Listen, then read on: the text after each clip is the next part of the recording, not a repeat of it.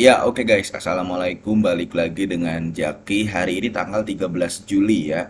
Pukul 6 lewat 5 menit. Gua mau membahas Temposcan Pacific. Cuman di video ini gue lebih ke berpendapat aja sih ya. Berpendapat mengingat ada teman-teman di YouTube yang minta coba Bang bahas TSPC karena ini perusahaan juga diborong. Kan kita kemarin beberapa kali membahas perusahaan-perusahaan yang sahamnya dibeli oleh pengendali direksi atau komisarisnya gitu ya. Nah, Temposcan Pacific ini termasuk ke dalam salah satunya.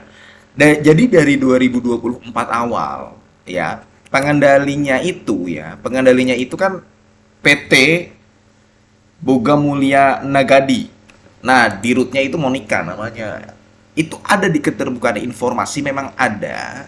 Jadi TSPC itu dibeli sahamnya di rentan harga 1.700 sampai di harga 2.000-an. Kayak begitu guys. Ini TSPC, sahamnya dibeli oleh pengendalinya. Pengendalinya tambah muatan terus gitu loh. Sahamnya dibeli di range segini. Nah, kemudian ini perusahaan juga secara ROE ya bagus lah, dia ada di angka 20%-an. ROE-nya 20%, hutangnya juga kecil. Hutangnya kecil malah bisa dibilang sehat. Jadi Tempo ya, Tempo ini per tahun 2023, kita ngomongin tahun 2023 dulu ya. Di tahun 2023 aja dia punya hutang bank yang sangat kecil, bahkan nilainya minim guys. Nilainya nggak ada ini, hutang bank jangka panjang. Ini tahun 2023. Gue belum lihat lagi yang tahun 2024 laporan keuangan khusus di bagian liabilitas ya. Untuk laporan keuangan 2024 udah, cuman di bagian ininya gue nggak detail. Cuman kita nggak bisa menampik bahwa ini perusahaan sehat. Secara keuangan sehat, secara aset juga cukup besar. Dan ekuitasnya bertumbuh terus. Itu Temposcan Pacific. Nah, dia juga bagi dividen kan? Dia juga bagi dividen eh, 2 kali dalam 1 tahun, yang kalau di total yieldnya itu bisa di atas 5%.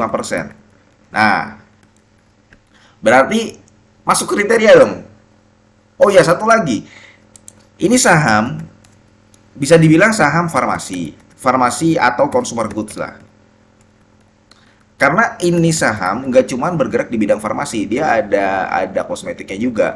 Saham farmasi atau consumer goods, ya kita sebutnya consumer goods lah.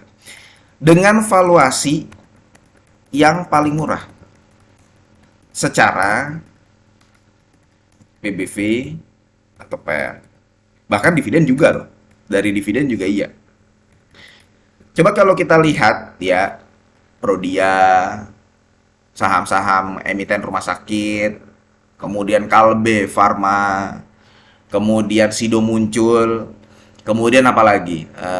Consumer goods ya, Unilever dan sebagainya ya, Putrajaya, Indofood dan sebagainya itu. Valuasi secara PBV pernya dan secara dividen itu nggak bisa dibilang murah. Beda dengan Tempo ini. Tempo ini valuasinya murah, paling murah di antara teman-temannya. Cuman gini guys, jadi kita udah bahas nih ya kondisi-kondisi dari Temposcan Pacific ini. Cuman tidak semua saham ya. Ini pendapat pribadi gue aja sih guys ya. Tidak semua saham yang dibeli oleh pengendalinya itu bisa dikatakan sebuah saham yang menarik gitu loh. Tidak semua saham yang dibeli pengendalinya bisa dikatakan sedang menarik. Kenapa? Karena pengendalinya Temposcan Pacific nggak cuma sekarang doang, nggak cuma 2024 doang dia memborong sahamnya. Dia dari tahun 2017, 2022 itu juga rutin membeli saham dari Temposcan Pacific itu. Jadi gue nggak mengatakan bahwa TSPC ini jelek ya. TSPC bagus dalam jangka panjang. Lalu kalau mau mencari saham dengan risiko rendah, ya dengan risiko rendah, bisnisnya juga nggak mati, nggak mati lah. Dia kan jualan farmasi, jualan obat-obat multivitamin ya, bisnisnya juga bagus, ROE-nya juga tinggi, perusahaannya hutangnya sehat, lu kalau mau mencari perusahaan kayak begitu, salah satunya jawabannya Temposcan Pacific. Walaupun ini perusahaan sebenarnya kurang liquid kalau dibanding teman-temannya. Cuman ya nggak ada yang menarik dari Temposcan Pacific selain si pengendalinya beli saham itu gitu loh guys. Kalau kita membandingkannya dengan saham secara keseluruhan, ya ada banyak saham yang banyak cerita. Contoh apa? Contoh kayak Kalbe Farma kemarin ya. Kalbe Farma itu dia akuisisi perusahaan farmasi yang ada di Thailand sekitar 49% itu. Kemudian Akra, ya kayak kemarin kita kan bahas Akra tuh. Kenapa Akra dibeli? Karena memang sahamnya saat ini sedang turun. Selain itu, Akra yang tadinya bisnisnya utamanya adalah perdagangan kimia, kemudian dia distribusi BBM yang bersubsidi dan yang tidak bersubsidi selain Pertamina. Kemudian juga dia membangun joint venture dengan BP. Kemudian dia mengelola kawasan ekonomi khusus. Jadi ada banyak ceritanya gitu. Nah kalau Tempo ya, ingat guys ya, gue nggak mengatakan saham ini jelek. Saham ini secara profitabilitas, secara bisnis bagus. Cuman nggak ada yang menarik, ya tidak ada yang menarik selain informasi bahwa si pengendalinya beli lagi sahamnya, beli lagi sahamnya.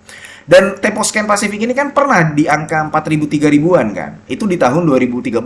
Gua langsung coba ngubek-ngubek laporan keuangan tahun 2013 dan memang kondisinya aksesnya agak terbatas. Dan yang gue dapatkan adalah data ini. Ini tahun 2010, 2011 sampai 2014. Dulu penjualan net revenue dari Tempo itu ada di angka 7,5 triliun. Tahun 2013 itu ada di angka 6,8 triliun. Dengan laba bersih itu ada di angka 634 miliar. Jadi ini yang menjelaskan kenapa waktu tahun 2013 saham Temposcan Pacific itu terbang tinggi gitu ya.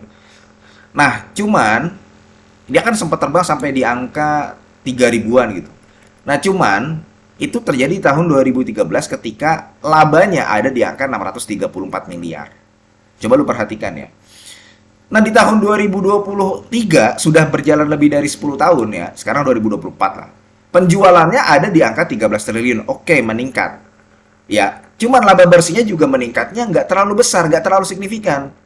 Yang tadinya 680 miliar, sekarang cuman 1 triliun, 1,1 triliun. Jadi, ini lu kalau mau megang sahamnya, memang lu perlu range yang waktu lama ya, selain lu tetap menikmati. Kuncinya di situ, guys. Kuncinya lu megang TSPC adalah low risk-nya. Ya. Kemudian dividen yield-nya 5% itu. Dan lu harus sabar. Bertumbuh nggak? Bertumbuh. Cuman bertumbuhnya nggak selalu signifikan gitu. Yang tadinya 2013 labanya 683 miliar, 634 miliar ya sekarang masih di angka 1 triliun aja gitu loh. Dan ini memang cenderung kalau gue ngelihatnya ya guys ya, ini pendapat pribadi aja ya. Saham-saham seperti Kalbe Farma, seperti Temposcan Pacific, modelnya begitu. Modelnya begitu. Pertumbuhannya tuh lambat banget gitu. Betul dia low risk, betul dia sehat ya. Dia membagikan dividen, cuman memang lu harus sabar. Dia pertumbuhannya lambat banget dalam jangka waktu yang sangat panjang. Oke, mudah-mudahan video ini bermanfaat dan semoga lu sehat selalu guys. Sehingga kita bisa bertemu kembali di video-video selanjutnya. Ini bukan ajakan jual beli. Gua akhiri, wassalamualaikum warahmatullahi wabarakatuh.